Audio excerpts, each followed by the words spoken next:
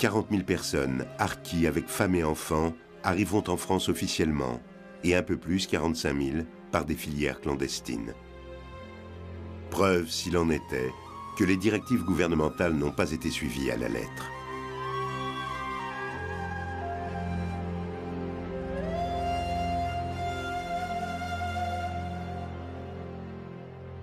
En 62, Dura, il a dit, est-ce qu'il y en a qui veulent venir en France de les harkis, parce que voilà, qu'est-ce qui va se passer, il va y avoir l'indépendance, est-ce que vous êtes d'accord de partir? Bien sûr. On est obligé, qu'est-ce qu'on avait avant, si on restait, c'est que c'est vraiment notre faute, parce qu'on sait que les FLN, ils ne vont pas nous faire du cadeau. C'est automatiquement.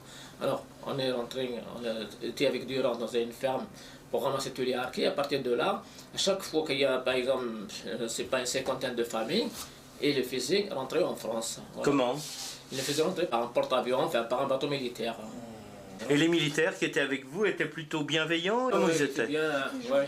Moi je pense qu'il était très bienveillant. Puis même, je l'ai vu qu'il avait la main, la gâchette, parce que peut-être ils ont peur qu'il y avait des FLN qui nous envoyaient des grenades. Pas des FLN directement, mais peut-être des choses. Ils ont peur qu'ils nous envoyaient des grenades. Parce qu'il a dit il faut se méfier, d'abord c'est tout fermé, la bâche c'est fermé jusqu'en bas et tout.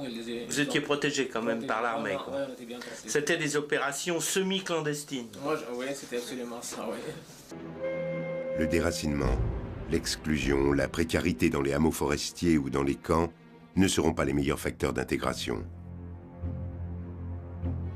Comble de malchance pour les harkis, la fermeture des camps coïncide en 1976 avec le premier choc pétrolier, le début de la crise, le chômage.